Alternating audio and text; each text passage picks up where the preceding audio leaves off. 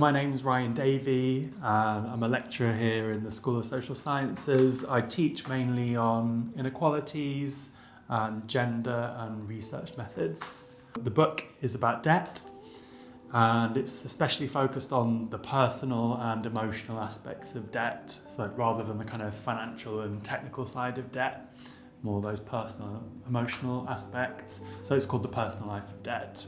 The kind of research that I do involves spending prolonged time with people with debt problems. So I spent 18 months living on a housing estate where many of the residents have problems repaying their debts.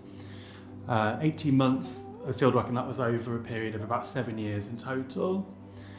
And I was particularly interested in people ignoring their debts. So that's kind of the particular focus of the book. I found that when people ignore their debts, they're also struggling to stay hopeful in the face of threats from debt collectors and the legal system that their income will be taken from them or their possessions will be taken from them, or even they might be evicted from their home. In the kind of area where I worked, like housing estates in Britain, neighbourhoods with a lot of social housing and people on low incomes, the residents of areas like this tend to be exposed to various risks of losing income, losing possessions, losing their homes, even in certain situations losing their children, not due to debt, but due to other kind of factors. And so within that context, people ignoring their debts is a way for people to try and refuse to repay debts that they consider to be unjust, and a way to try and stay hopeful in the face of all these threats of enforcement, threats of dispossession and removing stuff that people have. So I class it under the category of household debt. Sometimes it's called consumer debt or personal debt. And that can be anything from bank loans to overdrafts, credit cards, doorstep loans. So there are companies such as the Provident who operate primarily in low-income neighbourhoods, and they knock on people's doors and they offer loans to people on the spot, and then they go around people's homes and they collect the repayments as well. We still as a society tend to blame people for being in debt. So we still tend to view it as an individual responsibility to repay debts.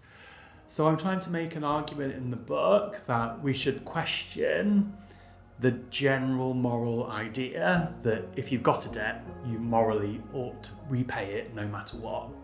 And then looking at this practice of ignoring debts as one way in which people with debt problems have been blamed as being irresponsible or lacking financial skills because they've ignored their debts and they've, in quotes, buried their heads in the sand. When actually people are quite aware of what they're doing a lot of the time. The debts can be overwhelming, the amounts can be very confusing, but this is also like a deliberate response a lot of the time to a situation that people consider to be illegitimate in moral terms as well. And one thing I found that I was really surprised by was that many people who have debt problems, especially over a long term, have developed ways to try and stay hopeful and optimistic despite their circumstances being very conducive to mental distress and emotional distress. I suppose initially it was a bit tricky at first.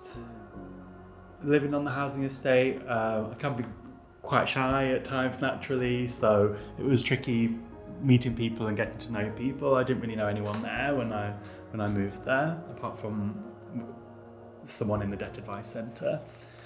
So the initial period was quite challenging, and then I met a few residents and a couple of them took me under their wing and I learned a lot from them, and they introduced me to other people who were living there.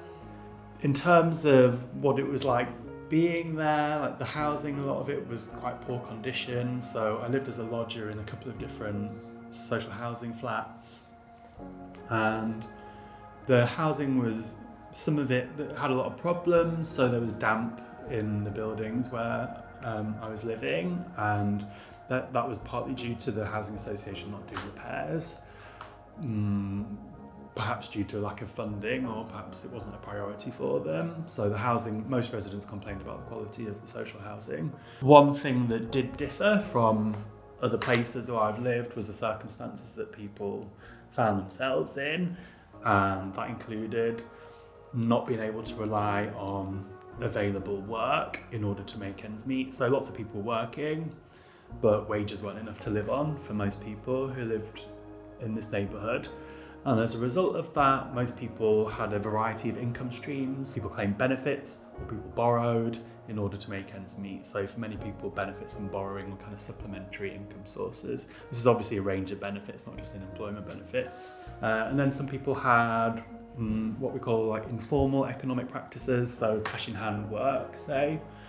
And all of these things like benefits and borrowing money and informal practices, I found that each of those things exposed people to some kind of risk from the authorities of losing some of their income or losing some of their possessions.